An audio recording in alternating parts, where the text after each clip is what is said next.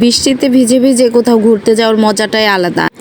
আগে কখনো ঘুরতে যাওয়া হয়নি বৃষ্টিতে ভিজে ভিজে, তো সেই দিন চলে গিয়েছিলাম ফ্যান্টাসি কিংডমে। বাসার কাছে হতে বৃষ্টির দিনেই বের হয়ে গিয়েছিলাম ঘোরার জন্য।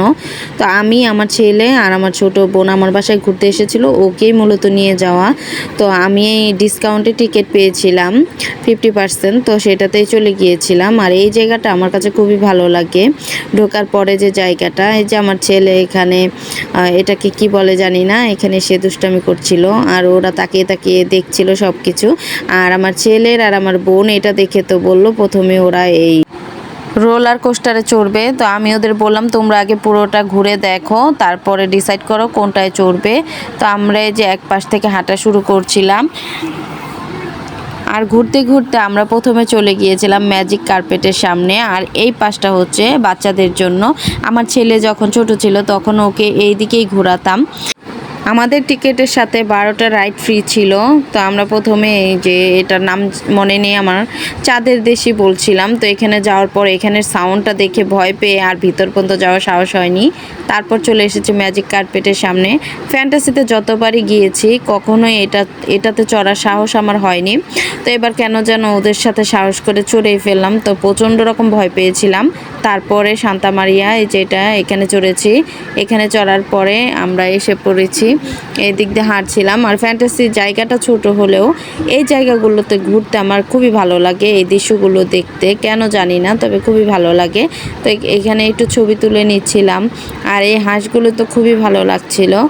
আর পাশে যে পানি ছিল, এই পানিগুলো মানে একটু ময়লা টাইপের দেখা যাচ্ছে, কিন্তু তারপরে এখানে রঙিন মাছ ছিল, খুবই ভালো লাগছিল। আর ঘুরতে ঘুরতে চোখ পড়লো এই স্পাইডারম্যানে। আর এই স্পাইডারটাতে ওরা চড়তে চেয়েছে। আর এটা যে চালু করে, মানে ওই লোকটা যাকে দেখা যাচ্ছে, এই লোকটা বলছিল যে বৃষ্টি হবে, আপনারা পরে চড়েন, আর না হলে কিন্তু বৃষ্টির মধ্যে এটা চলবে, বন্ধ করা যাবে না। তো আমরা তো ওনার কথা পাত্তা দিচ্ছিলাম না। তো আমি চড়ি নাই, এটা চললে আমার মাথা ঘুরে। আমার ছেলে আর আমার বোন চড়ছে। চড়তে চড়তে এই যে বৃষ্টির ফোঁটা পড়ছে, দেখতেই পাচ্ছেন। তো তারপর কি করার, ওরা এই বৃষ্টিতে ভিজে ভিজে এই রাইডটা পুরোটা শেষ করেছে। আর আমি পাশে ছিলাম দাঁড়িয়ে। তো খুব কষ্ট হচ্ছিল যে লোকটা না করার পরও ওদেরকে এখানে আমি উঠিয়ে দিলাম। তো এই যে বৃষ্টির মধ্যে আমি একটা সাইডে এসে দাঁড়িয়েছি, আর ওরা এই যে রাইড এনজয় করছে বৃষ্টির মধ্যে ভিজে ভিজে। আর এরপরে দেখতে পাবেন ওদের কি অবস্থা, সারা শরীর ভিজে একাকার। এই যে আমার ছেলের শরীর তো পুরোটাই ভিজে গেছে, আমার বোনও ভিজে গেছে, তারপরও মুখে কি খুশি ওরা এখানে ঘুরতে পেরে। এই যে বাম্পার কারে ওরা একবার করে উঠেছে, আর আমি যেহেতু উঠিনি তাই আমার ছেলে আমার টিকিটটা দিয়ে 2বার উঠলো। আর আমাদের টিকিটের সাথে এই পেপসিটা ফ্রি ছিল, সেটাই বসে খেয়ে নিচ্ছিলাম।